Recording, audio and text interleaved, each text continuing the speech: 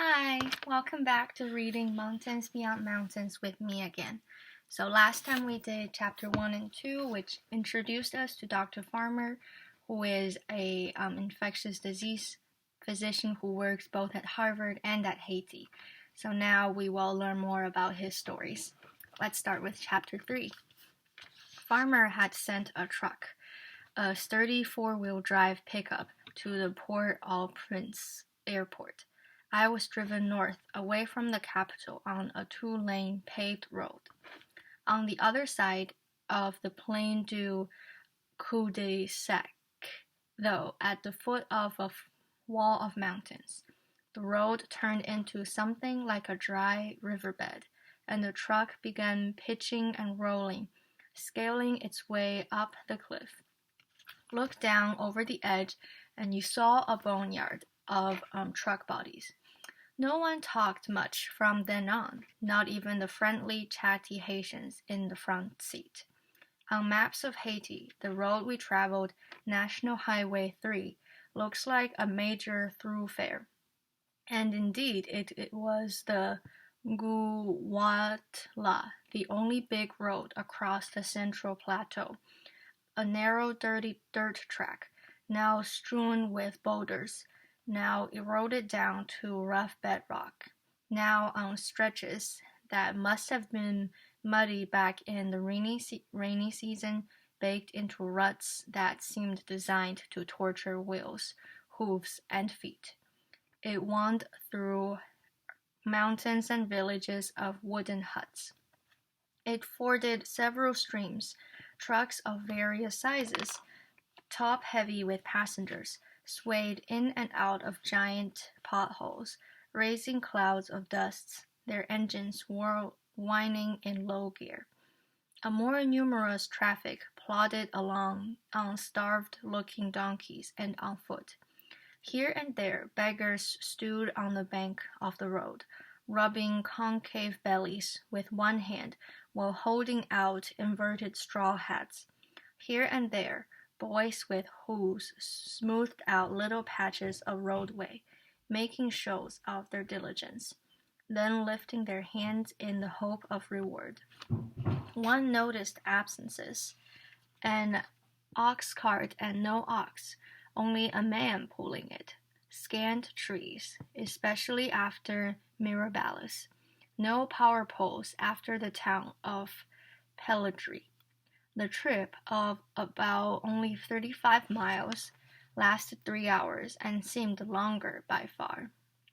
It was dark when, at the top of another steep and rocky incline in the village of Cange, the truck's headlights lit up a tall concrete wall, then a gate in the wall and a sign beside it that read Zamni Lansante, Creole for Partners in Health. On the sign there was also a picture of 4 open hands reaching in from the cardinal points of the campus, all the fingers touching. Then the truck turned in at the gate, and the relief of smooth pavement followed, so I felt Farmer's orvie before I saw it. In daylight, in an all but treeless, baked brown landscape, Zamni Lansante makes a dramatic appearance, like a fortress on its mountainside, a large complex of concrete buildings, half covered with tropical greenery. Inside the walls, the world turns leafy. Tall trees stand beside courtyards and walkways and walls, artful constructions of concrete and stone, which mount the forested hillside, past an ambulatory clinic and a women's clinic, a general hospital, a large Anglican church, a school, a kitchen that prepares meals for about 2,000 people daily. And near the top, a brand new building for the treatment of tuberculosis. The medical complex contains 2 laboratories. There is running water, and you can hear a large generator churning out electricity. The buildings have tiled floors and clean white walls and ceilings, and paintings by Haitian artists, the smoothing kind, full of color, which reimagine the tropical paradise that the journals of Christopher Columbus describe. The morning after I arrived, I followed Farmer on his rounds through this place. For the first of many times. The general routine was always the same. His days began around dawn, in the lower courtyard beside the ambulatory clinic. At night I would see in the moonlight the shapes of perhaps 100 people sleeping there on the ground. In the morning there are twice as many, people of all ages, the women in dresses and head wraps, the older men in straw hats, and many in shoes that are falling apart, all waiting to see a doctor or a nurse. As Farmer comes in through the gate, dressed in his Haiti clothes, black jeans, and a t-shirt, a part of the crowd advances on him. An old man who needs money for food, a woman with a letter she wants him to take to the United States, a young man who has been seen by another doctor here, but wants to be examined by Farmer and is calling to him. I have many things to discuss with you, Dr. Paul. Mainly, Farmer searches the crowd for people in urgent need. A nurse had already found one of those, a pretty young woman with her hand wrapped in a towel. The nurse calls to Farmer. He walks over, peels back the towel, and looks in at the hand. It's gangrene, he said to me. Smell it. He gives the nurse instructions for cleaning the wound. His face looks grim as the nurse leads the woman away. Her hand was injured 15 days ago. I wonder if she knows what's coming, as if they didn't have enough problems. Even their minor injuries go unattended. It usually takes him an hour to make his way through the courtyard. He has almost reached the other side when a small elderly man approaches, takes off his straw hat, and says in Creole, I'm looking for a man named Dr. Paul. Paul smiles. Do you know Dr. Paul, father?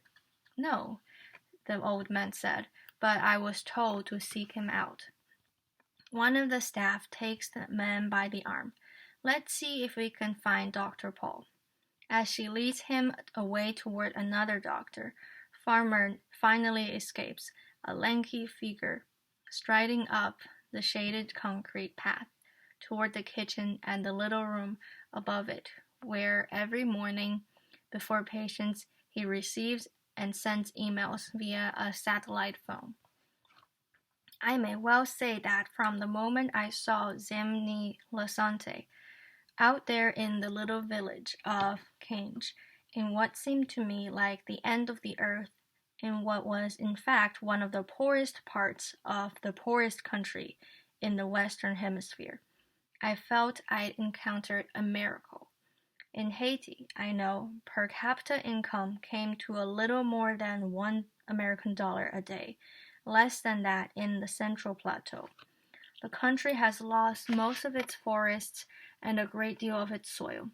It has the worst health statistics in the Western world, and here, in one of the most impoverished, diseased, eroded, and famished regions of Haiti, there was this lovely walled citadel, Zemni Lasante.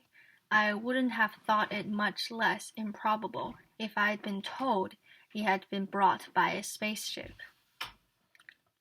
So far, it seems like the region that Dr. Farmer works is extremely impoverished, and his hospital is very popular because people all come here to see him. My first week in Cange, I met a peasant farmer who had brought a sick child to the hospital by donkey on a trek of 12 miles along Highway 3. I asked him if he had felt relieved when he got to Cange and the medical complex. I needn't have bothered. He looked surprised at the question and simply said, "Oui." There were a handful of other clinics and hospitals in the region, but none were well equipped and some were downright unsanitary. And everywhere patients had to pay for medicine and even the gloves that would be used to examine them. And very few people in the Central Plateau could pay much of anything. At Zamni Lasante, too, patients were supposed to pay user fees, the equivalent about 80 American cents for a visit. Haitian colleagues of Farmer had insisted on this. Farmer was the medical director, but he hadn't argued. Instead, this was often his way, I would learn. He had simply subverted the policy. Every patient had to pay the 80 cents, except for women and children, the destitute, and anyone who was seriously ill. Everyone had to pay, that is, except for almost everyone, and no one, Farmer's rule, could be turned away. Wow, he is such a noble human being. He would treat everyone for free and appear that he's charging people money, but he doesn't really want to. And this is definitely something that people there would desperately need. Perhaps 1 million peasant farmers relied on Zamni Lasante. At the moment, about 100,000 lived in this catchment area, the area served by its community health workers, 70 in all. Some patients came great distances, as distance is measured in a country of ruined roads and villages served only by footpaths, from Port-au-Prince and Haiti's southern peninsula, and from towns along the border with the Dominican Republic, speaking Spanish. Most came from the Central Plateau on the battered, overloaded passenger trucks that navigated Highway 3. Many came on foot and by donkey.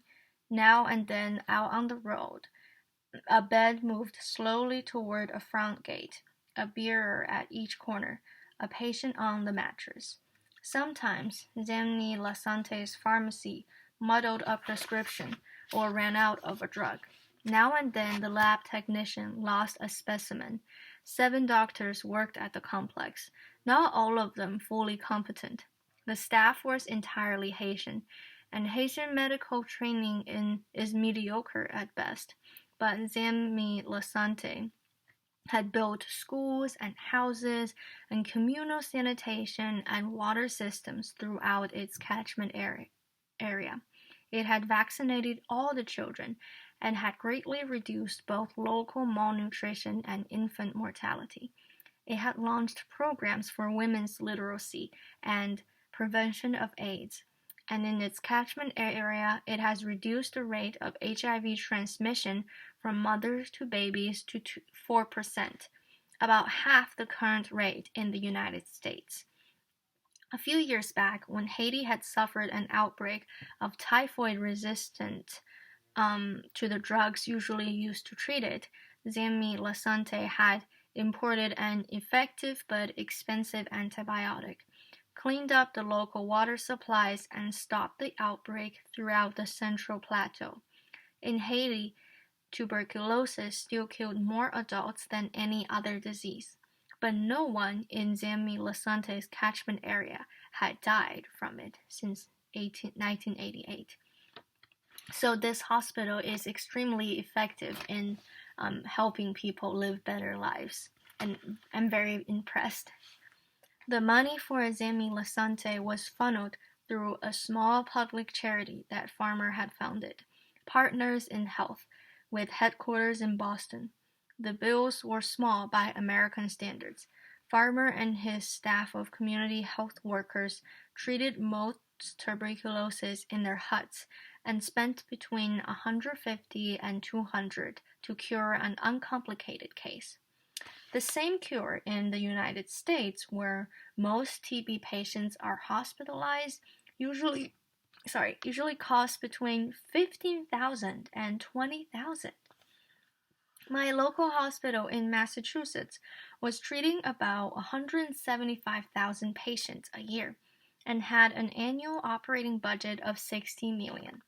In 1999, Jimmy Lasante had treated roughly the same number of people at the medical complex and out in the communities, and it had spent about 1.5 million, half of that in the form of donated drugs.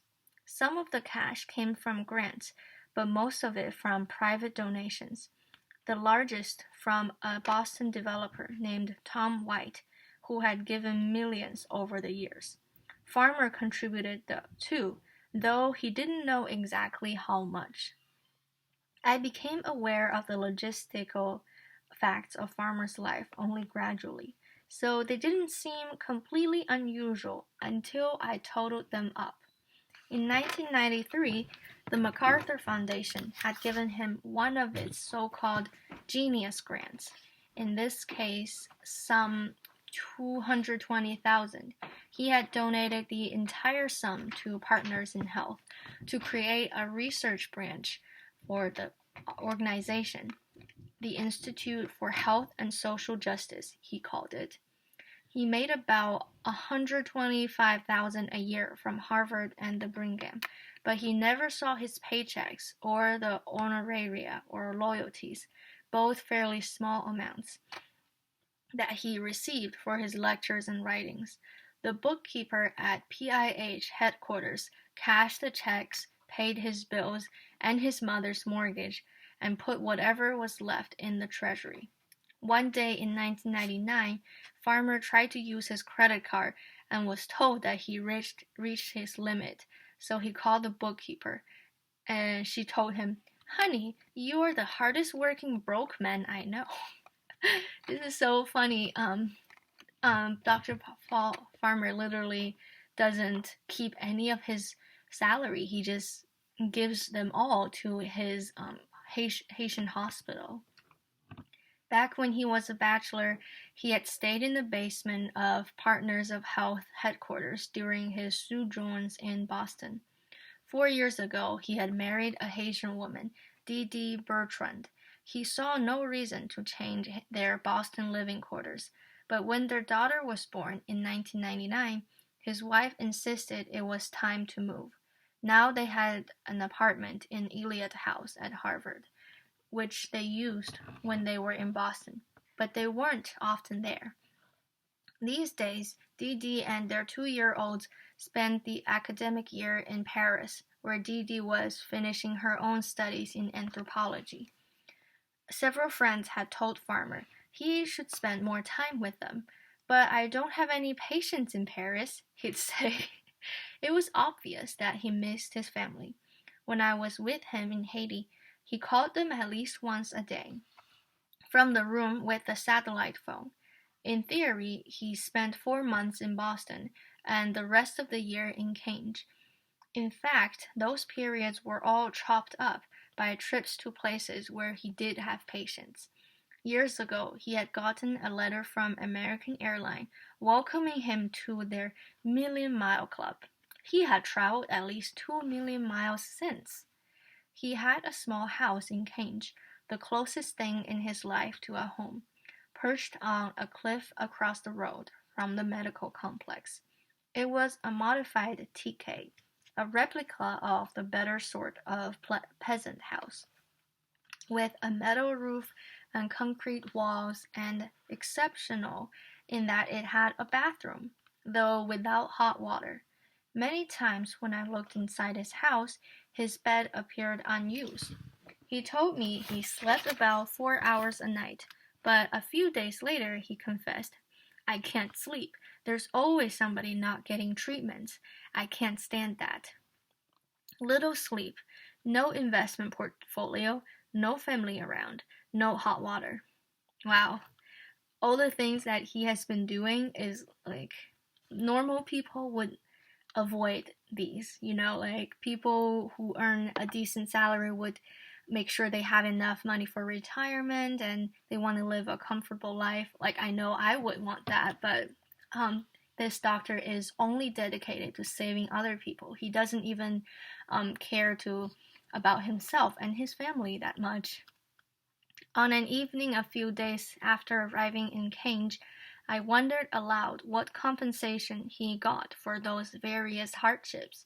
He told me If you're making sacrifices, unless you're automatically following some rule, it stands no reason that you're trying to lessen some psychic discomfort. So, for example, if I took steps to be a doctor for those who don't have medical care, it could be regarded as a sacrifice, but it could also be regarded as a way to deal with ambivalence. He went on, and his voice changed a little. He didn't bristle, but his tone had an edge. I felt ambivalent about selling my service in a world where some can't buy them. You can feel ambivalent about that because you should feel ambivalent, comma. This was for me one of the first encounters with Farmer's use of the word comma, placed at the end of a sentence. It stood for the word that would follow the comma, which was asshole. I understood he wasn't calling me one. He would never do that. He was almost invariably courteous. Comma was always directed at third parties, at those who felt comfortable with the current distribution of money and medicine in the world. And the implication, of course, was that you weren't one of those, were you? In the mornings, I followed Farmer from the courtyard to email and then to his office on the ground floor of the newest building, the Thomas J. White Tuberculosis Center. Diplomas hung on the wall, together with a photograph of Haiti's first elected president, John Bertrand Astrid, Farmer's friend for many years, posting with a boy whom Farmer had cured of TB. There was an examining table, an X-ray desk, and a new office chair that the staff had bought for him for Christmas. It still had some tinsel on it. Farmer sits down at his desk. Now the objective is, he looks at me. I shrug. He says, to stay put, because people are lurking outside. Lurkacious behavior. A crowd of perhaps 30, on occasion I counted 40, waits in the hall, some sitting on benches, some milling around. A nurse in white uniform enters, saying to Farmer indignantly, I always say patients must sit down, but they don't listen to me. Farmer smiles at her, making the Haitian hand slap the back of one hand into the palm of the other. It's a cross we must carry, he says. The nurse stalks out. He looks over at me. You can't sympathize with the staff too much, or you risk not sympathizing with the patients. They are indeed the poor and the maimed and the halt and the blind. An elderly man in the treatment for pulmonary TB who makes me think of Ray Charles. He is blind but wears glasses. He said he had wanted glasses, so Farmer had found him a pair. A young man whom Farmer refers to as Lazarus, who arrived some months ago on a bed frame carried by relatives, wasted by AIDS and TB, to about 90 pounds, now weighing in at about 150, cured of TB and his AIDS arrested thanks to medication. A healthy-looking young woman whose father, only a month ago, was saving up for her coffin. And, on the other hand, a lovely-looking young woman being treated for drug-resistant TB, now in the midst of a sickle cell crisis and moaning in pain. Okay, Dodo. Okay, Cherry. Farmer coos. He orders morphine. A man with gastritis in the late middle age.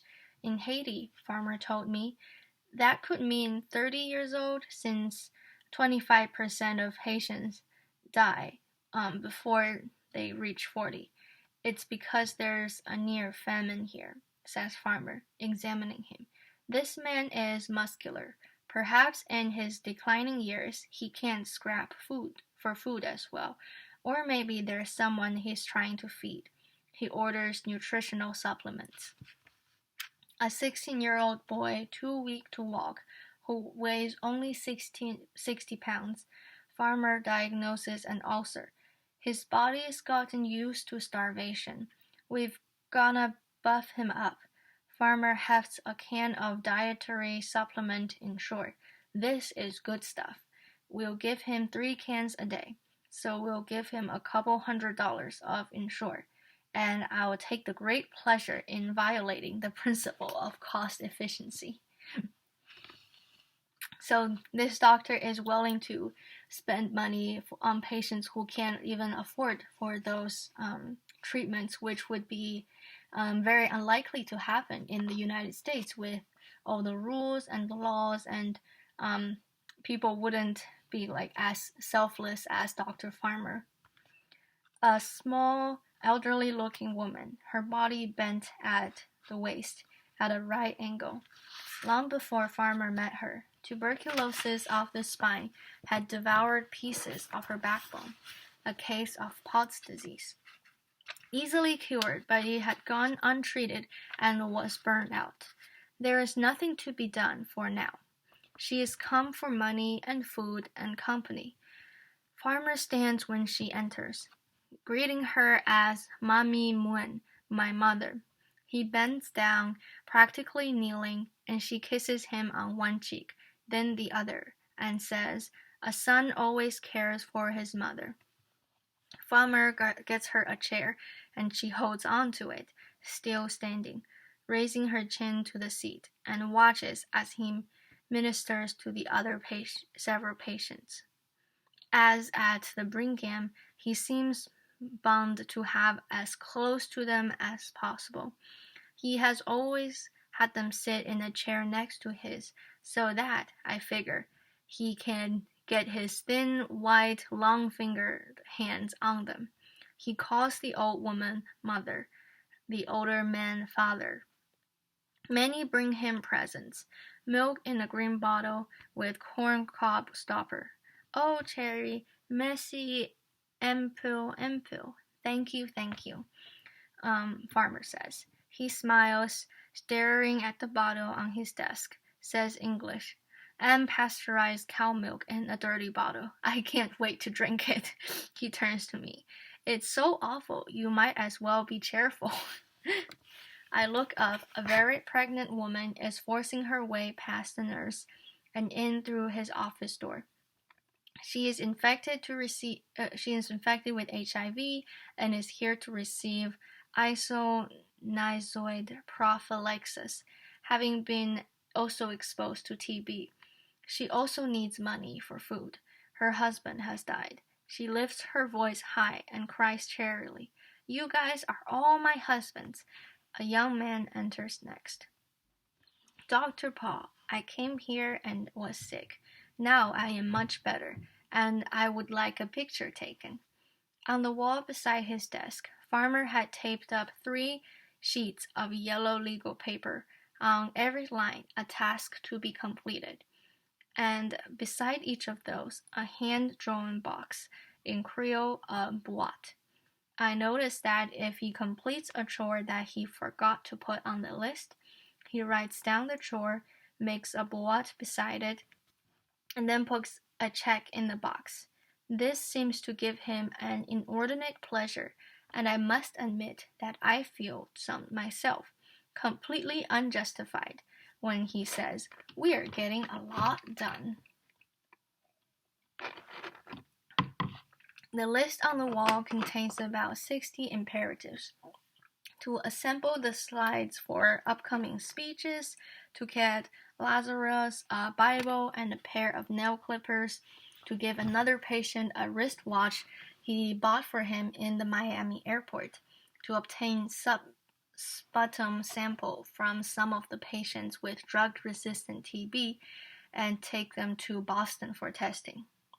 The list seems to speak of what, in Boston, might be called an interesting practice. Certainly it is varied. One item reads, "Sorcery Consult." In one of his books, Farmer had written that there was a distinction in the Haitian countryside between belief in sorcery and the theories and practices called voodoo. That is, not every peasant practiced the indigenous religion called voodoo, but virtually everyone, including Catholics and Protestants and voodooists, believe in the reality of magi, of sorcery. For many people around Cange, magic spells sent by enemies were the deep cause of many illnesses, and many people around Cange believed that Farmer, like all good voodoo priests, know how to contend with magi. One local peasant told me, speaking of Farmer, God gives everyone a gift, and his gift is healing. Once at a public ceremony, a former patient of his stood up and declared, I believe he is a god. It was also said around Cange, usually in whispers, Dr. Paul works with both hands. That is, both with science and with the magic necessary to remove ensorcement. Most of the encomium seems to embarrass and amuse Farmer. But this last, he explained, has a painful side. Haitians believe in sorcery because their culture has evolved in the absence of effective medicine. So, of course, they believe in sorcery, in sickness that someone had sent to them. Why else would someone fall into a coma? And when someone is very sick and people are used to seeing them die with the same symptoms, you give them meds and they recover rapidly, people think, and then they start talking. In his experience, most Haitians eagerly embrace effective medicine. He has dozens of voodoo priests among his patients, some of them serving as virtual community health workers, bringing him ill parishioners. Sorcery is, at bottom, the Haitians' way of explaining suffering, but the allegations themselves can cause suffering. Now an elderly woman enters Farmer's office. She is the subject of sorcery consult. The other day in the courtyard, Farmer saw her son mopping around and asked him what was wrong. My mother hates me, he said. In fact, the mother believes that her son sent the sickness that killed another son. As she sits down beside Farmer and he begins telling her now the sorcery doesn't exist, but he knows the sorcery wasn't involved in this instance, she lifts her chin and averts her face. Gradually, she softens, but it will probably take months to reconcile her fully with her surviving son. When she leaves, Farmer said he feels 86% amused, and I suppose this means 14% sad. So it is complicated when dealing with people in different cultures because they don't have the same way of thinking. So for physicians, they need to be mindful of their culture and try not to offend them by saying that only Western medicine is effective. The woman had insisted that her son had sold his brother, using the Creole word once applied to slaves. Haitian beliefs in sorcery were perhaps in part inspired by the slave master's own fears, outborn of guilt. A great many beliefs and practices in Haitian magic originate from Normandy, Berry, Picardy, or Asian Limousin, writes the anthropologist Alfred Medrock. Moreover, accusations like this woman's always seem to spring from the jealousies that great scarcity inspires. The accused son lives in a better TK than his mother. In effect, she was saying the son didn't care about the mother, so he must have been the one who sent sorcery to kill his brother. This kind of accusations that arise out of economic inequalities are common, Farmer says. They can tear families and friends apart. When I realized that, I thought, oh man, that's not enough that the Haitians get destroyed by everything else, but they also have an exquisite openness to being injured by words. After a few days in cage with Farmer, I came to expect such interpretive discourses. Farmer called them the narrating Haiti. I don't want to exaggerate this tendency of his. He was capable of maintaining companionable silences, indeed, often seemed to prefer them to talk, and he made light conversations, at least as often as he proselytized. Besides, I was trying to get the hang of his cosmology, so I egged him on, sometimes even badgered him into narrating Haiti. When he got going, though, everything around us became the occasion for drawing a moral about the suffering of the Haitian poor, which often also served as a lesson about the suffering of the world's poor. Sometimes he'd pause and ask for a reaction. You feeling me? And for me, the problem often was that I couldn't muster a sufficient response internally. I'd feel sorry that so many Haitian children still died of measles, though not in Zambie-Lasante's catchment area. But I also feel that I could never be so sorry enough to justify him.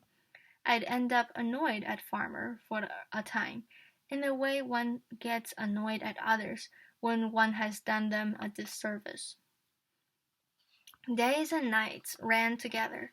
Farmer likes to tell his Harvard students that to be a good clinician, you must never let a patient know that you have problems too, or that you are in a hurry.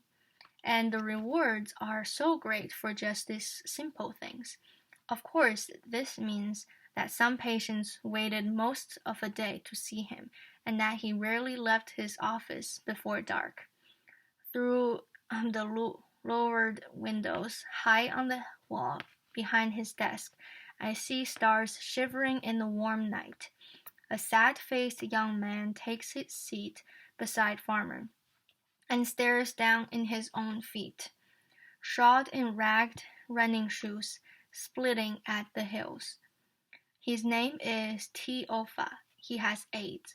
When he was on duty at the Brigham, Farmer runs the hospital's AIDS service, and he handled Teofa's case as he would have in Boston, treating various opportunistic infections with antibacterials until the infections become chronic. Zambie-Lasante doesn't have the wherewithal to measure viral load and CD4 counts, but from long experience, Farmer knows the virus is about to begin its endgame with Teofa, its overwhelming stage. Teofa says, I feel ashamed. Anybody can watch this. I told you that already. Anybody can catch this. I told you that already. Farmer says. He opens a drawer in his desk and takes out a large plastic bottle. It contained Indinavir, one of the new protease inhibitors used for treating AIDS. No one else, not at this time, is treating impoverished Haitians with the new antiretroviral drugs. Indeed, almost no one in any poor country is treating poor people who have this disease. Even some of Farmer's friends in the Haitian medical establishment have told him he is crazy to take on AIDS this way in cage, and certainly many experts in international health would agree. Leaving aside all other objections, the new AIDS drugs could cost Zambie-Lasante about $5,000 a year per patient. Nonetheless, Farmer had started some patients on triple therapy. A few months ago, he gave a speech to a group in Massachusetts called Cambridge Cares About AIDS. Cambridge cares about AIDS, he told them, but not nearly enough. He wondered if he had gone too far, but afterward, at his suggestion, health workers in the audience and people who themselves had AIDS collected a bunch of unused drugs, and he ended up with enough to treat a few more of his patients here in Cage. He intended to increase those numbers, he says. He and his colleagues back in Massachusetts are working on grant proposals to obtain a larger, more reliable supply. They will find the money, he has told me. Of course we will find the money. He holds up the precious bottle for T-Ofa to see. He shakes it, and the pill rattles around inside. He tells T-Ofa that he will start treating him with the drugs and 2 others now. They won't eradicate HIV from his body, Farmer explains, but they will take away his symptoms and, if he's lucky, let him live for many years as if he has never caught the virus. He only has to promise that he will never miss a dose. T-Ofa says he won't, but he is still looking at his shoes. Farmer leans closer to him. I don't want you to be discouraged. T-Ofa looks up. Just talking to you makes me feel better. Now I know I will sleep tonight. He wants to talk, and so I suppose he knows he's welcome to do so. My situation is so bad. I keep hurting my head because I live in such a crowded house. We only have 1 bed, and I let my children sleep on it. So now I have to sleep under the bed. And I forget, and I hit my head when I sit up. I don't forget what you did for me, Dr. Paul. When I was sick and nobody would touch me, you used to sit on my bed with your hand on my head. They had to tie up the dogs in the village. You walked around so late to see sick people, T-Ofa declares. I would like to give you a chicken or a pig. Ordinarily, Farmer's face is pale, with a suggestion of freckles underneath. Now it reddens instantly, from the base of his neck to his forehead. You have given me a lot. Stop it. T-Ofa smiles. I am going to sleep well tonight. Okay, my man, says Farmer.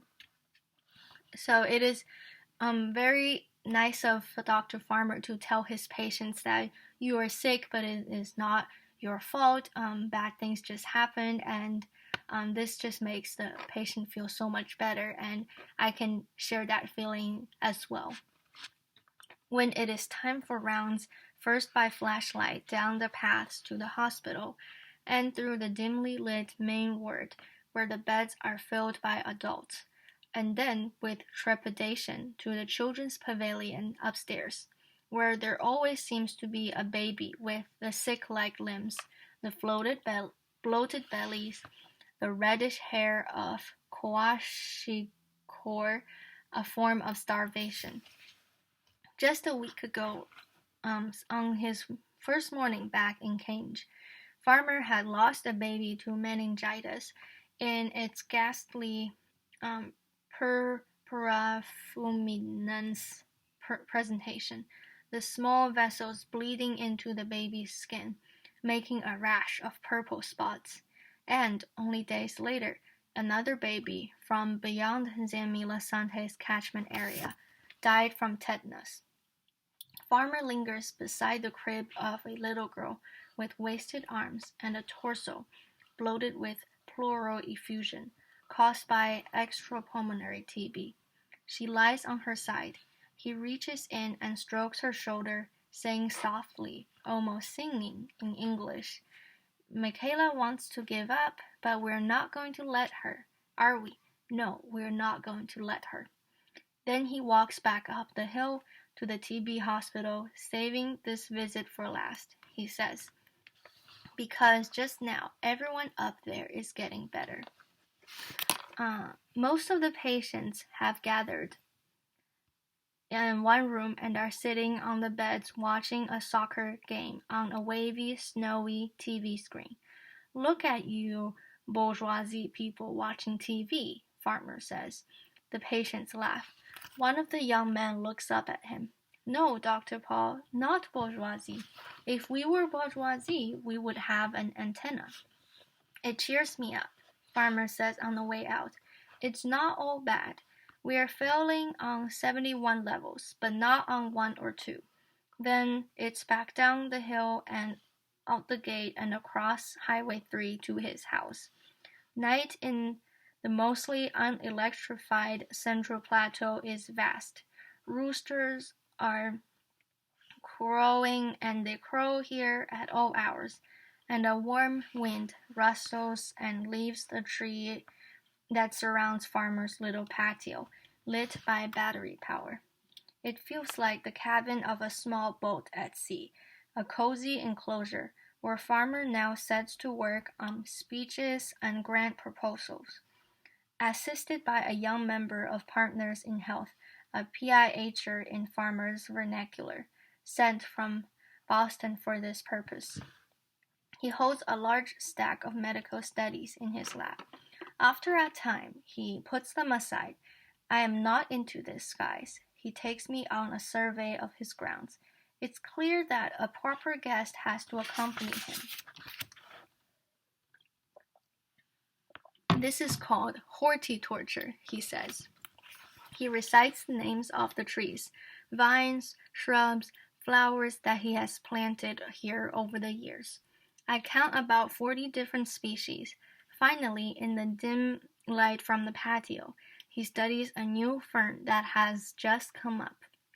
It's just vibrant and happy and healthy, the way a patient should be. The word patient is like a bell. He goes back to work on the pile of clinical studies. Minutes later, T. Jean, Zammy Lasante's chief handyman, appears out of the dark, summoning him across the Highway 3. In a bed by the door of the hospital lies a mourning 13-year-old girl, just arrived by a donkey ambulance. Two young Haitian doctors, one is just an intern, stand beside her bed, eyes half lowered, lips pursed, as Farmer makes the Haitian hand slap, saying, Doctors, what's going on with you? His voice sounds plaintive, not angry, as his lectures. You do not administer an antibiotic to a person with meningitis until you have done a spine tap and know the variety of meningitis and thus which drug will work.